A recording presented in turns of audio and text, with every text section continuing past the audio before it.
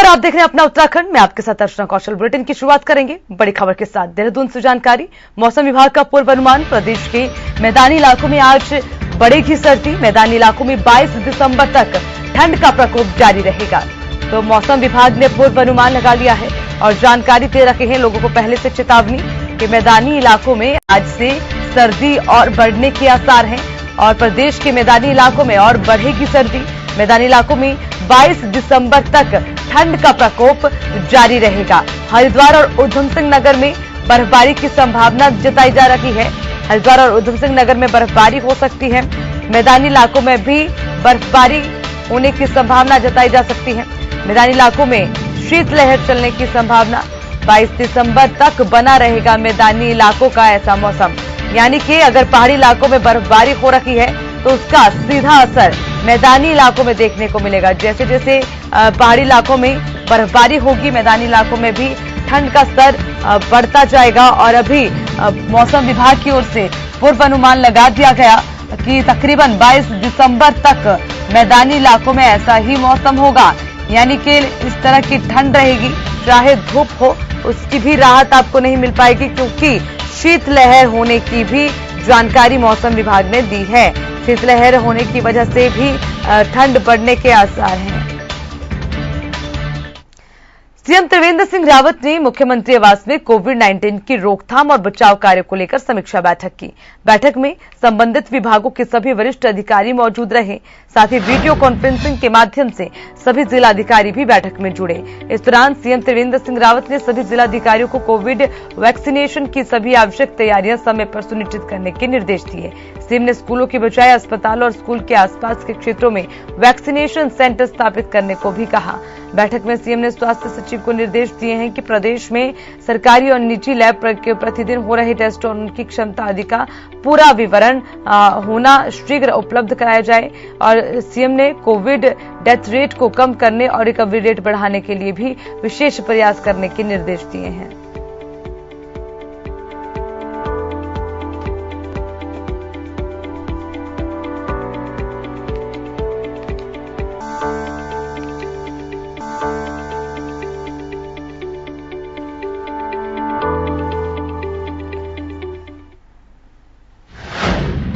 चलिए खबरों में बढ़ेंगे आगे। उत्तराखंड में इंडस्ट्री का पलायन रोकना बहुत बड़ा मुद्दा है। भले ही हमारी पहचान उसका निजीकरण नहीं होना चाहिए।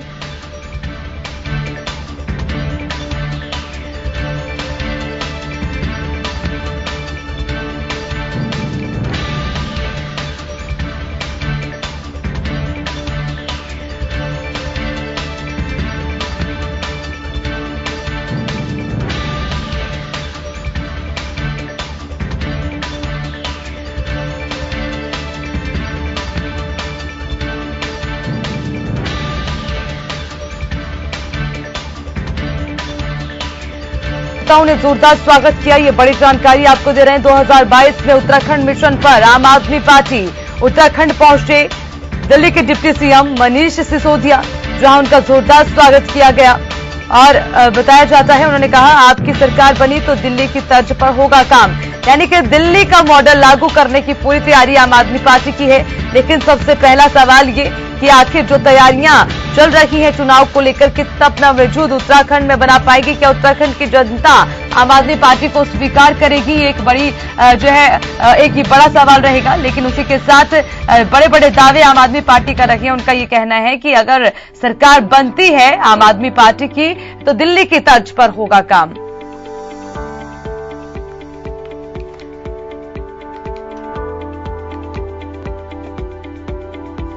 तो डिप्टी सीएम मनीष सिसोदिया का कार्यकर्ताओं ने स्वागत किया है। जोश भरने का काम कार्यकर्ताओं में। उसी के साथ उत्तराखंड में आम आदमी को जो है बहुमत मिला तो हर बच्चे को दिल्ली की तर्ज पर पढ़ाई मिलेगी, ये भी डिप्टी सीएम का कहना है। साथ ही स्वास्थ्य में मोहल्ला क्लिनिक, रोजगार, 200 यूनिट बिजली फ्री मिलेगी। बाद में उनका काफी ये भी उन्होंने कहा है कि बाद में भी और कई सारे काम किए जाएंगे, यानी कि जिस तरह से दिल्ली में काम हुए हैं उसी की तर्ज पर उत्तराखंड में भी काम करने की बात आम आदमी पार्टी कर रही है और बहुमत मिलने की बात कह रही है। 21 दिसंबर से उत्तराखंड विधानसभा का शीतकालीन सत्र शुरू होने जा रहा है, लेकिन सत्र शुरू होने से पहले ही सियासी संग्राम छिड़ गया। विपक्षी कांग्रेस का कहना है कि उसके तर्कश इतने तीर हैं कि सरकार बच नहीं पाएगी। कांग्रेस प्रदेश अध्यक्ष प्रीतम सिंह का यह आरोप है कि सत्ता पक्ष विपक्ष के 11 विधायकों से डर गया। इन सब के बीच दिल्ली के उप मुख्यमंत्री मनीष सिसोदिया ने अपने बयान से राज्य में खलबली मचा दी। मनीष सिसोदिया ने कहा कि आम आदमी पार्टी का मुकाबला बीजेपी से है, कांग्रेस का अस्तित्व खत्म हो गया है। रिपोर्ट देखिए। विधानसभा सत्र को लेकर कांग्रेस ने छेड़ा घमासान। बीजेपी बोली हमें नहीं चाहिए कांग्रेस, आपका ज्ञान। मिशन 2022 के लिए उत्तराखंड में सियासी संग्राम। आपने कहा बीजेपी से लड़ाई, कांग्रेस का काम तमाम। कड़कड़ाती ठंड के बीच शुरू हो रहे उत्तराखंड विधानसभा के शीतकालीन सत्र के शुरू होने से पहले ही सत्र पर घमासान शुरू हो गया है। कांग्रेस का आरोप है कि राज्य सरकार 11 विधायक वाले विपक्ष से डर गई है। इसी वजह से सरकार ने केवल 3 दिनों का सत्र रखा है।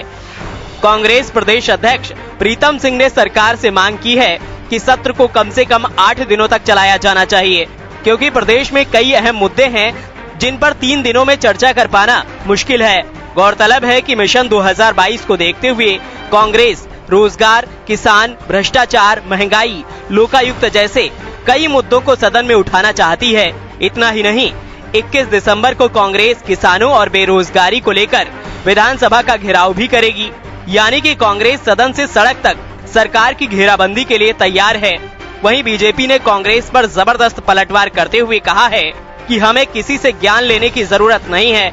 कांग्रेस सिर्फ सुर्खियों में बनी रहना चाहती है, जबकि सरकार हर क्षेत्र में बेहतरीन काम कर रही है। आप कोरोना की आड़ में सत्र से बचना चाहते हैं, मैं समझता हूँ कदापि उचित नहीं है। जब जब उनके नेता लोग यहाँ पर आते हैं, उनके पार्टी के राष्ट्रीय अध्यक्ष आते हैं, तब तब आप जो है कोरोना की बात नहीं करते हैं। ये दोहरा चरित्र नहीं होना चाहिए। सदन की अवधि बढ़नी चाहिए ताकि उत्तराखंड के जो विषय हैं, जिन विषयों को जो है हम सदन में उठाना चाहते हैं। विधानसभा सत्र के समय का सवाल है तो 3 दिन की अवधि पूरे विधायी कार्यों को ध्यान में रख करके तय की गई है। लेकिन अगर इस अवधि को 30 दिन भी कर दिया जाता तो भी कांग्रेस ने आलोचना ही करनी थी, क्योंकि उसकी राजनीति का आधार केवल आलोचना रह गई है। सरकार में थे तब प्रदेश के लिए कुछ नहीं किया, विपक्ष में है तो कोई जिम्मेदारी वाली बात नहीं कर रहे हैं। विधानसभा सत्र पर छिड़े घमासान के बीच आम आदमी पार्टी ने मिशन 2022 की तैयारियां और तेज कर दी हैं। दिल्ली के उप मुख्यमंत्री मनीष सिसोदिया 2 दिनों के उत्तराखंड दौरे पर हैं।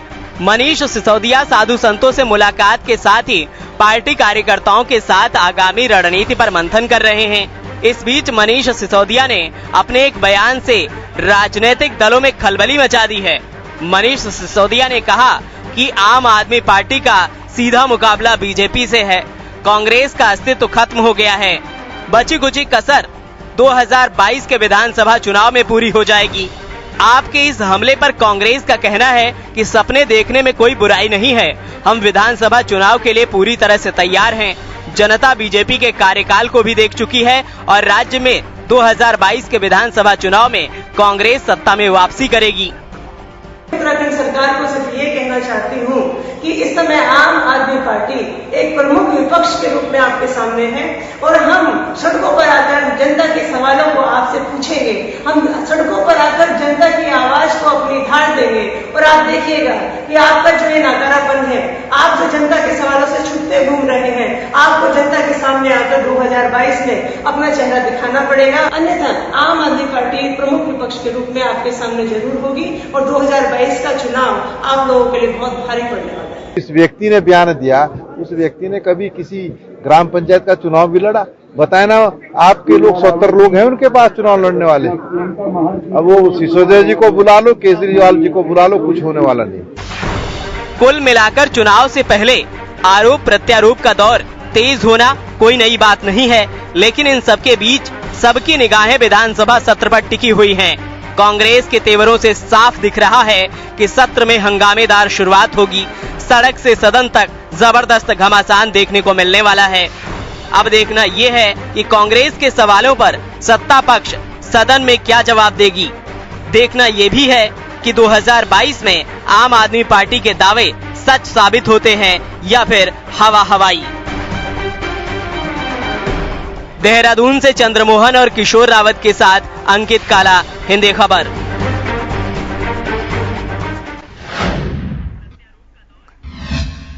चलिए खबर में बढ़ेंगे आगे। इसी बीच एक और बड़ी जानकारी आपको देते चलें। ये बड़ी खबर आपको बता रहे हैं, उत्तराखंड मुख्यमंत्री त्रिवेंद्र रावत कोरोना पॉजिटिव। ये बड़ी जानकारी, CM Trivendra Singh Rawat corona positive. CM Trivendra ने खुद होम क्वारंटीन किया। ये बड़ी जानकारी आपको दे रखे हैं। उत्तराखंड के मुख्यमंत्री त्रिवेंद्र सिंह रावत कोरोना की चपेट में आए, कोरोना पॉजिटिव हैं। मुख्यमंत्री त्रिवेंद्र सिंह रावत हाल ही में जो भी मिले हैं वो कोरोना टेस्ट करवा दें, ये खुद मुख्यमंत्री ने कह दिया और खुद ही जो है खुद को होम क्वारंटाइन मुख्यमंत्री ने किया है। उन्होंने कहा है कि 3 दिन बाद 21 दिसंबर से शीतकालीन सत्र हैं, तो उससे पहले उन्होंने ये भी कह दिया कि जो भी उनके संपर्क में आए हैं वो भी खुद का ध्यान रखें, खुद को क्वारंटीन कर लें। और पूर्व CM Harish Rawat corona negative, ये बड़ी जानकारी। तो लगातार जहां उत्तराखंड में कोरोना के आंकड़े बढ़ रहे हैं, तो वहीं पर उत्तराखंड के ही मुखिया यानी कि मुख्यमंत्री त्रिवेंद्र सिंह रावत कोरोना की जद में आ गए, कोरोना की चपेट में आए हैं और कोरोना पॉजिटिव हुए हैं। इससे पहले पूर्व मुख्यमंत्री भी कोरोना पॉजिटिव हुए थे, जिनकी रिपोर्ट नेगेटिव आ गई है। ये तमाम जानकारी आपको दे रहे हैं। और अपने कोरोना पॉजिटिव होने के बाद मुख्यमंत्री ने खुद को होम क्वारंटीन कर लिया। उसी के साथ ही जो है लोगों को भी उन्होंने पहले ही चेता दिया कि जितने भी लोग उनके संपर्क में आए हैं वो भी खुद को क्वारंटीन कर लें, क्योंकि 3 दिन बाद विधानसभा का सत्र है, उसको लेकर भी तैयारियां जोरों पे हैं। इसीलिए उनके संपर्क में आए सभी लोगों को क्वारंटीन होने को कहा। ज्यादा जानकारी के लिए हमारे संवाददाता अंकित काला हमारे साथ फोन लाइन पर हैं, उनसे पूरा अपडेट लेंगे। अंकित, आपसे जानना चाहेंगे, जहां उत्तराखंड में लगातार कोरोना के आंकड़े बढ़ रहे हैं, तो वहीं मुख्यमंत्री भी उसकी चपेट में आ गए। अब कैसे सत्र में प्रवेश मिल पाएगा क्या? अब बिल्कुल देखिए अर्चना, जो सत्र की 21 तारीख से शुरुआत होने वाली है, तो उसमें तो मुख्यमंत्री त्रिवेंद्र सिंह रावत शामिल नहीं हो पाएंगे, क्योंकि उनकी जो रिपोर्ट है वो कोरोना पॉजिटिव आई है।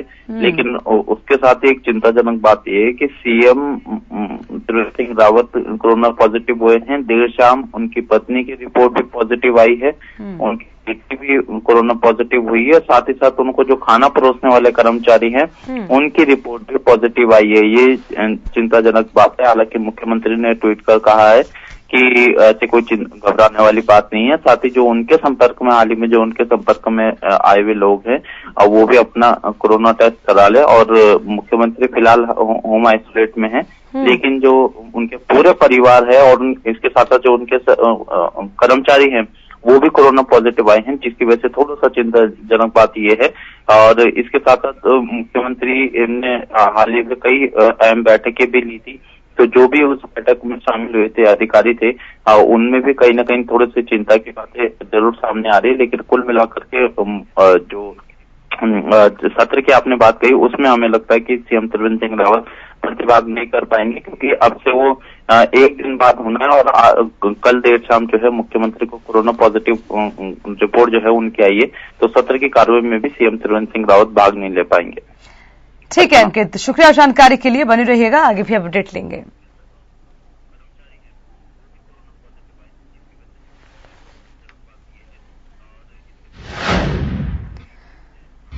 पूर्व मुख्यमंत्री और कांग्रेस महासचिव हरीश रावत की ओर से माल्टा खाओ प्रतियोगिता का आयोजन किया गया। हरदा ने अपने मसूरी रोड स्थित आवास में कार्यक्रम का आयोजन किया, जिसमें कांग्रेस प्रदेश अध्यक्ष प्रीतम सिंह समेत पार्टी के बड़े पदाधिकारी शामिल हुए। कार्यक्रम में सर्वाधिक माल्टा खाने वाले प्रतियोगियों को प्रथम, द्वितीय और तृतीय पुरस्कार से सम्मानित किया गया। तो वहीं पत्रकारों से बातचीत में हरीश रावत ने कहा कि कार्यक्रम के 2 मुख्य उद्देश्य हैं। एक तो सरकार का माल्टा की ओर ध्यान आकर्षित करना, दूसरा आम जनता में स्थानीय उत्पादों के प्रति उन्हें जागरूक करना। हरीश रावत का कहना है कि सरकार को यदि पहाड़ों से पलायन रोकना है तो स्थानीय उत्पादों को बढ़ावा दें।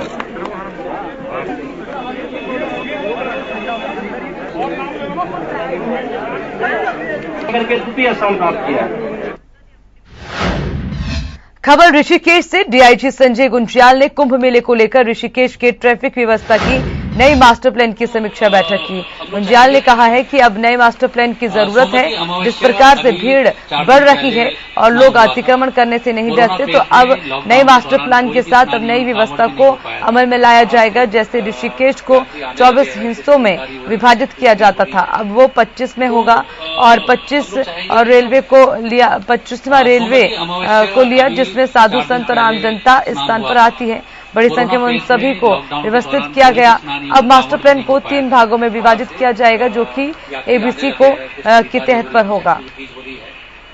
तो हम लोग चाहेंगे कि जो सोमवती अमावस्या अभी 4 दिन पहले स्नान हुआ था, कोरोना फेज में लॉकडाउन के दौरान कोई भी स्नान एवं कांवड़ भी नहीं। ट्रैफिक की व्यवस्था और विशेष रूप से क्योंकि कोरोना फेज के दौरान लॉकडाउन के कारण कईयों के व्यापार थोड़े से कम रहे और लोगों का आवागमन कम रहा, तो अब धीरे धीरे अनलॉक में खुलने लगा है। और जो अभी बीच में सोमवती अमावस्या का स्नान था, उसमें भी काफी बढ़ चढ़कर यात्री आए हैं। तो ऐसे ही अब जो बाकी स्नान पर्व आएंगे, उसमें भी काफी भीड़ आने की संभावना है। उसको देखते हुए हम ऐसी व्यवस्था करेंगे कि एक तो व्यवस्था अच्छी रहे, ट्रैफिक और क्राउड मैनेजमेंट तो अच्छा रहे, साथ में यहाँ का जो व्यापारी वर्ग है और जो विभिन्न स्टेक होल्डर्स है, उनके भी हित बने। खबर जोशीमठ से है। मौसम के बदलते मिजाज के साथ पहाड़ी इलाकों में बर्फबारी शुरू होते ही विंटर डेस्टिनेशन कहे जाने वाले औली में हिम प्रेमियों का जमावड़ा जमना भी शुरू हो गया। विश्व प्रसिद्ध हिम क्रीड़ा स्थल औली में देश विदेश के पर्यटक भारी मात्रा में पहुंचने लगे। कहने को तो पहाड़ी क्षेत्रों में इस वक्त ठंड की भरमार है, लेकिन औली का दीदार करने आए पर्यटक बिना ठंड की परवाह किए औली की बर्फीली वादियों का खूब लुत्फ उठा रहे हैं। यूं तो विश्व प्रसिद्ध हिम क्रीड़ा स्थल औली में हिम प्रेमियों का पहुंचना दिसंबर माह की शुरुआत में ही प्रारंभ हो जाता है, लेकिन जैसे जैसे ठंड बढ़ने पर औली की वादियां और अधिक सफेद होने लगती हैं, तो वैसे ही हिम प्रेमी भी औली की वादियों की तरफ रुख करने लगते हैं। हिम प्रेमियों के हृदय में औली की महत्वता इतनी है कि हिम प्रेमी नववर्ष भी औली में ही मनाना पसंद करते हैं।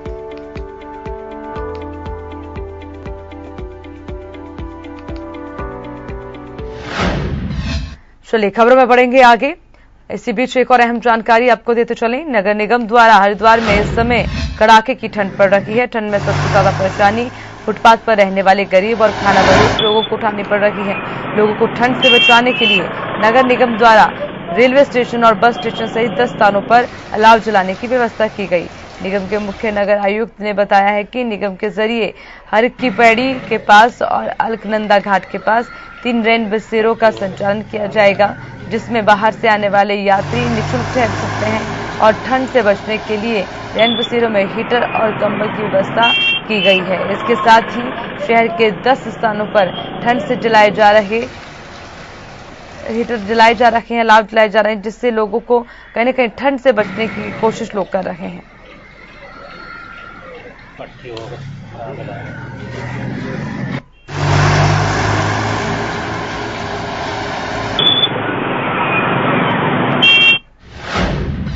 गदरपुर में कैबिनेट मंत्री के काफिले को रोककर कैबिनेट मंत्री अरविंद पांडे की गाड़ी के ऊपर चूड़ियां फेंककर किसान बिल का विरोध जताया गया। कांग्रेस के वरिष्ठ नेता प्रीत ग्रोवर और उसी के साथ नगर कांग्रेस के अध्यक्ष द्वारा इस तरह से किसान बिल का विरोध किया गया। इस दौरान कैबिनेट मंत्री अरविंद पांडे ने सादगी के साथ अपना वाहन रोककर गाड़ी के शीशे नीचे कर हाथ जोड़ते हुए कांग्रेसी दोनों नेताओं का अभिवादन किया।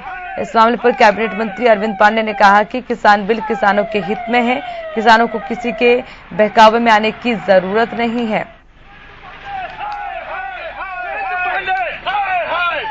जो आंदोलन को उकसाने का काम कर गए हैं, हमारे भोले भाले किसानों को गुमराह कर गए हैं, ऐसे विपक्ष के लोग जिन्होंने देश को खोखला करने का काम किया, मैं उनकी निंदा करता हूं।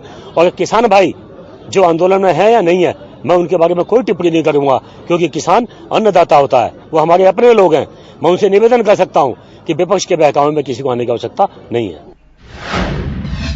तो आपको बताते चलें, लगातार लोगों के हित की बात कही जा रही है, तो वहीं पर ही और देश के अंदर किसान में राहुल गांधी ने कहा कि लगातार किसानों के हित की रक्षा के लिए मोदी सरकार को चिताने का काम किया जा रहा है। राहुल गांधी के नेतृत्व में कांग्रेस हमेशा किसानों के साथ संघर्ष में शामिल रहेगी। कांग्रेस प्रदेश उपाध्यक्ष ने केंद्र सरकार पर हमला बोलते हुए ये भी कहा कि बैठक में राहुल गांधी को बोलने से रोकने का प्रयास किया गया, जिसके बाद सीधा तीखा हमला बीजेपी पर हुआ। रावत जी सैनिकों की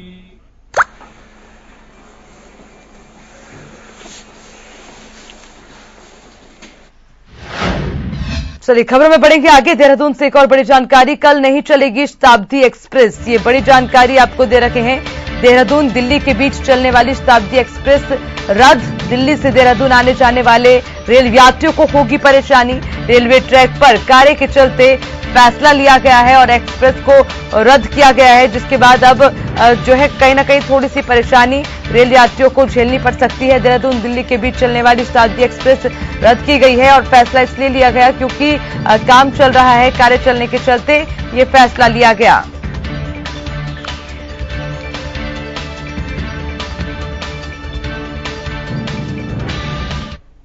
तो वहीं टिहरी जनपद में आज भी दर्जनों गांव ऐसे शिल्पकार हैं जो अपना स्वरोजगार उपलब्ध करते हैं और बेहतर शिल्पकार बनाने की ग्राम पंचायत नवागांव में हीरालाल एक ऐसे व्यक्ति हैं जो कि टोकरी बुनकर अपनी और रोजगार और अपने परिवार का पालन पोषण करते हैं। हिंदी खबर के संवाददाता जगत तोपवाल ने ग्रामीण क्षेत्र में जाकर हीरालाल से खास बातचीत की। सुनिए ग्रामीण क्षेत्र के हीरालाल का क्या कहना है। अगर हम स्वरोजगार की बात करें, सरकार जरूर जो है स्वरोजगार की तरफ ध्यान तो दे रही है, लेकिन अगर ग्रामीण क्षेत्रों में अगर हम बात करें तो जरूर जो है ग्रामीण क्षेत्रों में न तो प्रशिक्षण दिया जा रहा है और न ही लोगों को स्वरोजगार दिया जा रहा है। यहाँ तक कि लोग अपने संसाधनों से ही स्वरोजगार करने में लगे ताकि उन्हें बेहतर लाभ मिल सके और रोजगार का एक जरिया बन सके। हम पूछते हमारे साथ एक जो है जो टोकरी बुन रहे हैं, बीमल के जो डंटर होते हैं उससे ये बना रहे। ये ऊपर देख रहे हैं, क्या नाम आपका? हमारा नाम हीरालाल भाई। अच्छा, कितने टोकरी आप बुन जाते हो? 2 टोकरी दिन बस। कितने टोकरी बुन जाते हो? 2। अच्छा, कितना समय लग जाता है इस पे?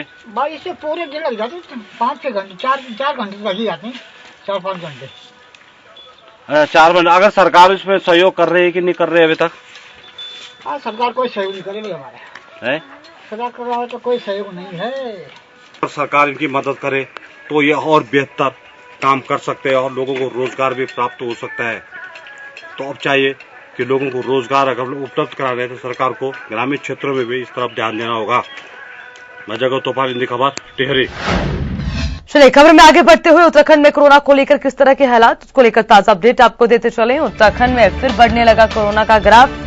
उत्तराखंड में हुई 580 नए कोरोना संक्रमित मरीजों की पुष्टि। कोरोना के कुल संक्रमित मरीजों की संख्या 85,000 के पार पहुंची। राज्य में अब तक 85,269 संक्रमित मरीजों की पुष्टि हुई है और राज्य में 547 कोरोना संक्रमित मरीज स्वस्थ भी हुए और राज्य में अब तक 76,770 संक्रमित मरीज स्वस्थ हो चुके हैं। 90% से ज्यादा कोरोना संक्रमित मरीज ठीक हुए हैं। राज्य में फिलहाल कोरोना के कुल 6,067 एक्टिव केसेस हैं। राज्य में 15 कोरोना संक्रमित मरीजों की मौत हो गई। तो राज्य में अब तक 1,399 संक्रमित मरीजों की मौत हो चुकी है। ये तमाम जानकारी आपको दे रखे हैं। लगातार कोरोना का ग्राफ बढ़ रहा है।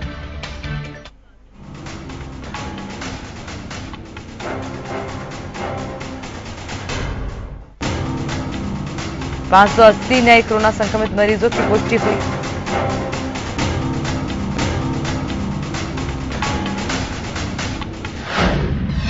चलिए खबरों में बढ़ेंगे आगे। इसी बीच एक और अहम जानकारी कोटद्वार से आपको देते चले। कोटद्वार में न्यायालय के आदेश पर अतिक्रमण हटाओ अभियान चल रहा है। अवैध अतिक्रमण हटाते वक्त एक पुरानी बिल्डिंग में नरकंकाल मिला है। कंकाल को खुफिया तरीके से छुपाया था, जिससे पूरे बाजार में सनसनी फैल गई। बताया ये जा रहा है कंकाल कपड़ों में लिपटा हुआ था। वहीं जब मजदूर के जरिए पुराने भवन में अतिक्रमण के लिए हथौड़ा चलाया गया तो एक बोरी गिरी, जिसके बाद इसकी सूचना पुलिस प्रशासन को दी गई। वहां पर पहले कोई हरिंद्र नाम का व्यक्ति रहता था जो कि एहसान बैंड का काम करता था। फिलहाल पुलिस ने कंकाल को कब्जे में लेकर जांच के लिए भेज दिया है।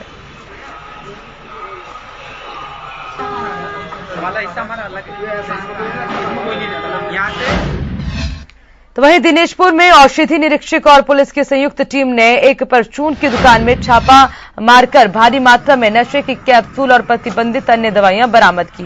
इस दौरान दुकान मालिक को गिरफ्तार कर एनडीपीएस एक्ट के तहत मुकदमा दर्ज किया गया। इसके अलावा संयुक्त टीम के जरिए दिनेशपुर क्षेत्र के देव medical store, Guru Nanak medical store, माता medical store, new Shivam medical store आदि मेडिकल स्टोर में छापेमारी की गई है, जिसमें 2 मेडिकल को सील कर दिया गया।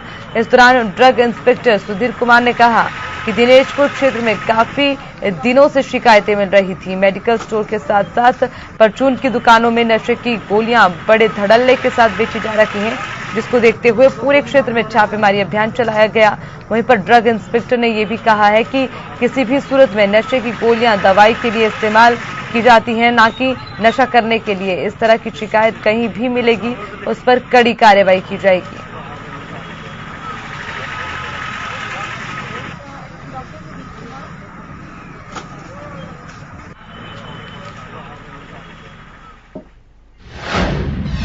कोरोना के साथ चल रही जंग के बीच ही अब स्वास्थ्य विभाग ने ठप पड़े विभाग के अन्य प्रोग्राम भी शुरू कर दिए। विभाग ने लक्सर सीएचसी पर करीब 8 महीने बाद फैमिली प्लानिंग प्रोग्राम शुरू कर दिया। कोरोना गाइडलाइन के साथ पहले दिन 2 दर्जन से अधिक नशाबंद ऑपरेशन को अंजाम दिया गया। विभाग की ओर से क्या प्लानिंग है, इस बात को लेकर हिंदी खबर के संवाददाता जसवीर सिंह ने सीएचसी प्रभारी डॉक्टर अनिल वर्मा से खास बातचीत की। सुनिए उन्होंने क्या कहा। कोरोना महामारी का प्रकोप लगातार जारी है, लेकिन इस बीच जैसे ही कोरोना वैक्सीन के आने की सूचनाएं मिल रही हैं, तो स्वास्थ्य विभाग भी आगे की गतिविधियां बढ़ा रहा है। जहां एक तरफ कोरोना की रोकथाम के लिए मुस्तैदी से काम किया जा रहा है, वहीं अब फैमिली प्लानिंग जैसे प्रोग्राम को भी गति दी जा रही है। हमारे साथ में जुड़े हुए हैं डॉक्टर अनिल वर्मा, सीएचसी प्रभारी। आज फैमिली प्लानिंग के तहत कितने ऑपरेशन किए गए हैं बात करेंगे और आगे क्या तैयारी है। डॉक्टर साहब, जिस तरह से अब स्वास्थ्य विभाग दूसरे जो अभी तक कार्य रुके हुए थे उन पर भी ध्यान देना शुरू कर दिया, फोकस शुरू हो गया है। फैमिली प्लानिंग के तहत आज नसबंदी ऑपरेशन किए गए, क्या है स्थिति? अब देखो, कोविड के साथ साथ यही दिशा निर्देश है डीएम साहब के, सीएमओ साहब के और भारत सरकार की गाइडलाइन ये है कि आप कोविड से डरना नहीं है। और कोविड के साथ साथ जितने भी हमारे सारे प्रोग्राम्स हैं सभी को साथ लगाना, और जितने भी हमारी गिरावट आई, कुछ हमारे मृत्यु दर हो, चाहे हमारा वैक्सीनेशन हो, चाहे हमारा कुछ भी हो, हर चीज़ में कुछ ना कुछ कमी आई है। तो उन कमी को देखते हुए मीटिंग ली गई और फैमिली प्लानिंग का आज पहला कैंप लगा है हमारा। और जितने भी हमारे 22 हमारे आज हम जो गाइडलाइन है सुप्रीम कोर्ट की कि उससे ज़्यादा ना हो, उनका सबका कोविड RT-PCR कराया। उसके बाद अभी हमारे 12 हो चुके और अभी 10 हमारे रह रहे, तो 22 ऑपरेशन आज हमारे अपेक्षित है जो भी होने हैं। खास तौर पर जिस तरह से आज नसबंदी ऑपरेशन शुरू किए गए हैं, आने वाले दिनों में वहीं पल्स पोलियो प्रतिरक्षण अभियान भी शुरू किए जाएंगे। और उससे बड़ी जो बात है वो ये है कि कोरोना वैक्सीन के टीकाकरण की तैयारियां भी लगभग अंतिम चरण में हैं और इसे लेकर के जो डाटाज थे वो तैयार करके जिला प्रशासन को भेज दिए गए हैं। जसवीर सिंह, हिंदी खबर, लक्सर। इसी के साथ बुलेटिन में फिलहाल के लिए इतना ही। तमाम खबरों के लिए देखते रहिए आपका अपना चैनल हिंदी खबर। नमस्कार।